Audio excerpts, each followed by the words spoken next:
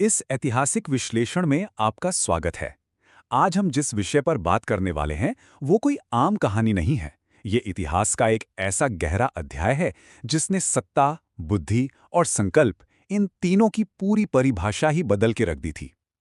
एक बेहद शांत लेकिन शक्तिशाली यात्रा, जहां महज एक अपनान ने उस समय के सबसे विशाल साम्राज्य की जड़ें पूरी तरह से हिला दी।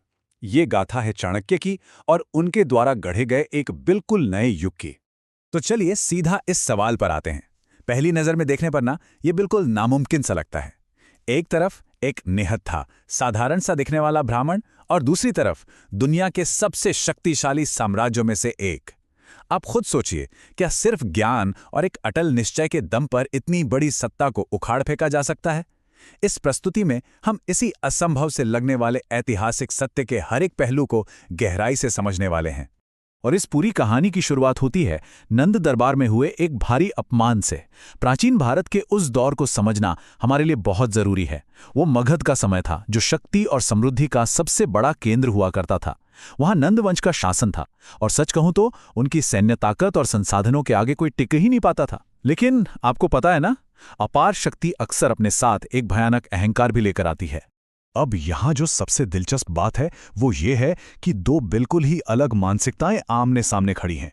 एक तरफ वो नंद राजा है जो पूरी तरह से सत्ता के नशे में चूर है, घमंडी है। उसके लिए ताकत का मतलब सिर्फ और सिर्फ सेना और हथियारों का बल है। और वहीं दूसरी तरफ चाणक्य हैं, दिखने में एक साधारण लेकिन अंदर से एक अत्यंत विद्वान ब्राह्मण।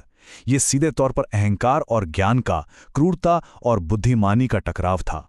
जब ये विद्वान ब्राह्मण उस भरे दरबार में पहुंचा तो राजा के उस अहंकार ने ज्ञान का सम्मान करने के बजाय उसका बुरी तरह से तिरस्कार किया। और ये कोई वैचारिक असहमति नहीं थी, ये एक गहरा शारीरिक और मानसिक अपमान था। राजा के आदेश पर चाणक्य की शिखा यानी उनकी चोटी को पकड़ा गया और उन्हें घसीटते हुए दरबार से बाहर फेंक दिया गया। ये सत्ता के घमंड में अंधे हो चुके एक राजा का वो क्रूर कदम था जिसे उस वक्त कोई चुनौती देने की हिम्मत भी नहीं कर सकता था। लेकिन इसी घटना से जन्म होता है चाणक्य की अटल प्रतिज्ञा का। देखिए, कोई आम इंसान होता तो शायद ऐसे भयानक अपमान के बाद डर कर कहीं छिप जाता या अंदर से टूट जाता। लेकिन चाणक्य, उनके साथ ऐसा बिल्कुल नहीं हुआ। उस अपमान ने उनके अंदर एक ऐसी आग जला दी जो आने वाले कई सालों तक शांत नहीं हुई। यह सिर्फ गुस्सा नहीं था, बल्कि एक बेहद शांत और बहुत ही बारीकी से सोचे गए संकल्प की शुरुआत थी। और फिर उन्होंने कहा, जब तक इस वंश को खत्म नहीं कर दूंगा तब तक अपनी चोटी नहीं बांधूंगा। ये सिर्फ एक लाइन नहीं है, ये उस विद्वान का वो भयानक प्रण है जिसने उनके एक व्यक्तिगत अपमान को एक आजीवन ना रुकने वाले मिशन में बदल दिया। वो खुली हुई चोटी हर पल हर दिन उन्हें उस अपमान की और उस लक्ष्य की याद दिलाती रही जिसे बिना पूरा किए रुकने का तो कोई सवाल ही नहीं था। अब आते हैं तक्षशिला पर, जहां एक नए राजा का निर्माण हुआ। जाहिर है, एक इतने विशाल साम्राज्य को गिराने के लिए सिर्फ कस्में खाना काफी नहीं था। इसके लिए एक सही हथियार, एक बेहद मजबूत नेतृत्व की जरूरत थी। और चाणक्य की पारखी नजरों ने वो क्षमता एक छोटे से बालक में देख ली। उसका नाम था चंद्रगुप्त मौर्य। वो कोई आम बच्चा नहीं था। चाणक्य ने उसके अंदर एक महान सम्राट बनने की वो असीम संभावनाएं देख ली थीं जो शायद और किसी को नजर नहीं आ रही थीं। तो ये सफर कुछ इस तरह आगे बढ़ा। पहला चरण था वो अपमान जो एक चिंगारी बना, दूसरा चंद्रगुप्त की खोज और तीसरा तक्षशिला का वो कठोर प्रशिक्षण। ये सफर सिर्फ विचारों का नहीं था, बल्कि मीलों लंबा एक भौगोलिक सफर भी था।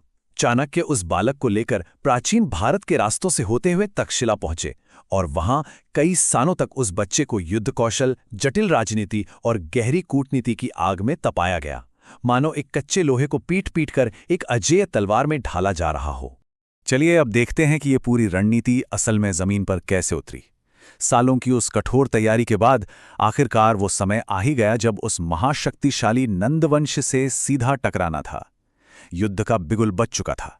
लेकिन क्या इतनी बड़ी रणनीति पहले ही बार में सफल हो जाती है? बिल्कुल नहीं। इस युद्ध के इन 3 चरणों को समझना रणनीतिक नजरिए से सबसे ज्यादा जरूरी है। पहले चरण में सीधे हमले किए गए और नतीजा कई बार बुरी तरह हार का सामना करना पड़ा, क्योंकि नंद सेना वाकई बहुत विशाल थी। लेकिन चाणक्य हार मानने वालों में से कहां थे। उन्होंने तुरंत अपना प्लान बदला और दूसरे चरण में गुरिल्ला युद्ध नीति अपनाई। उन्होंने सीधे केंद्र पर हमला करने के बजाय मगध की विशाल सीमाओं को बाहरी किनारों से धीरे धीरे काटना शुरू किया। दुश्मन को सीधे हराने के बजाय उसे थकाकर कमजोर करने की यह रणनीति मास्टर स्ट्रोक साबित हुई। और फिर इस अचूक रणनीति का वो अंजाम हुआ जिसे पूरी दुनिया असंभव मान रही थी। वो घमंडी नंद राजा और उसका वो अजेय साम्राज्य ताश के पत्तों की तरह ढह गया। नंद वंश का पूरी तरह से अंत हो गया। एक साधारण से ब्राह्मण की वो खुली हुई चोटी आखिरकार उस अत्याचारी और अहंकारी सत्ता के पतन का सबसे बड़ा कारण बन ही गई। और इस पतन के बाद उदय हुआ एक असली शक्ति का, यानी मौर्य साम्राज्य का। नंद वंश की राख से ये एक नया युग उभर कर सामने आया। चंद्रगुप्त मौर्य अब पूरे भारत के सम्राट बन चुके थे और उनके महामंत्री के रूप में चाणक्य एक मजबूत स्तंभ की तरह उनके साथ खड़े थे। इन दोनों ने मिलकर जिस मौर्य साम्राज्य की नींव रखी, वो उस दौर में दुनिया के सबसे बड़े और सबसे बेहतरीन तरीके से चलाए जाने वाले साम्राज्यों में से एक बन गया। ये पूरी ऐतिहासिक घटना हमें बहुत गहराई से कुछ बातें समझाती है। पहला तो ये कि कभी-कभी जिंदगी में मिला एक गहरा अपमान ही आपकी सबसे बड़ी ताकत बन सकता है। दूसरा, आपका लक्ष्य चाहे कितना भी बड़ा क्यों ना हो, बिना एक सही गुरु और एक सटीक रणनीति के आप वहां तक नहीं पहुंच सकते। और सबसे अहम बात, सिर्फ शारीरिक या सैन्य ताकत ही सब कुछ नहीं होती। एक शांत और केंद्रित दिमाग दुनिया की किसी भी बड़ी से बड़ी ताकत को घुटनों पर ला सकता है।